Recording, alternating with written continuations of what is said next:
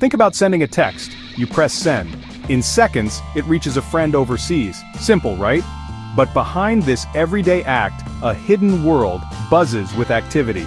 This is the world of computer networks. Like a well-coordinated postal system, it ensures your message reaches its destination.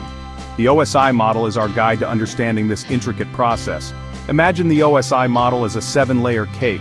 Each layer represents a stage in the journey of your text message.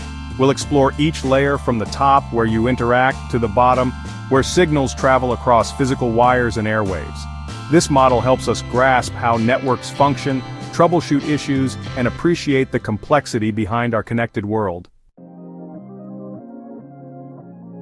Let's start at the top with the application layer. This is where you, the user, interact directly with the network. It's the layer of software you use every day. Web browsers, email clients, video chat apps. Think of it as the storefront of a shop. You don't see the inner workings of the shop, only the products and services offered. Similarly, the application layer lets you send emails, browse websites, or stream videos without worrying about the technical details underneath. Before your message is sent, the presentation layer steps in. This layer ensures your data is in a format the receiving device can understand. Imagine you're sending a postcard. You wouldn't write in a language your recipient doesn't know. The presentation layer is like translating your message into the right language for the receiving computer. It also handles encryption, compressing data to save bandwidth, and converting file formats. It's the behind-the-scenes stylist, making sure your message is delivered in a presentable form. The session layer is the conversation manager. It establishes, manages, and terminates communication sessions between devices. Think of it as setting up a phone call. It determines when to start and end a connection, manages who speaks when, and handles disconnections gracefully. It's also responsible for checkpoints during data transfer. If the connection drops, the session layer helps resume from the last checkpoint, preventing data loss. Section 5. Layer 4. Transport, ensuring reliable delivery. Now we're at the transport layer, responsible for end-to-end communication. Its main job is ensuring your data arrives reliably and in the correct order. Think of it as sending a package. You want to make sure it arrives at the correct address and everything is intact. The transport layer chooses the delivery method, like choosing between standard mail or express delivery. It also segments data into smaller packets, adds addresses, and ensures all packets reach their destination in the right order. If any packets are lost or corrupted, the transport layer requests retransmission. Section 6, Layer 3, Network. Finding the right path. The network layer is the postal service of our model. Its primary function is routing, determining the best path for your data to travel across networks.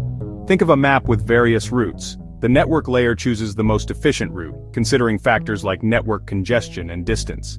It uses IP addresses like unique postal codes for devices to direct data packets. Section 7, Layers 1 and 2, Data Link and Physical, the nuts and bolts. Finally, we reach the bottom layers, Data Link and Physical. They work together to transmit raw data over the physical network. The data link layer acts as a bridge between the network layer and the physical layer.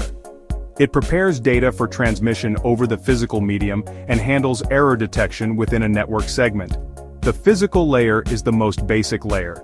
It deals with the physical transmission of data as bits, zeros and ones, over physical media like copper wires, fiber optic cables, or radio waves. Think of it as the roads and infrastructure that allow vehicles to transport goods.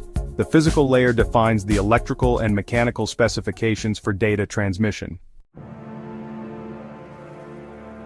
Section 8, OSI in Action. Understanding the Network Symphony. The OSI model is more than just a theoretical framework. It's a powerful tool for understanding how networks operate.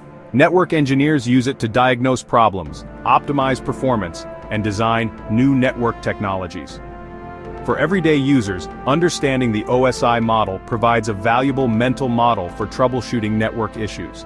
If you're having trouble browsing the web, you can pinpoint whether the problem lies with your internet connection, the physical layer, your router, the network layer, or the website itself, the application layer.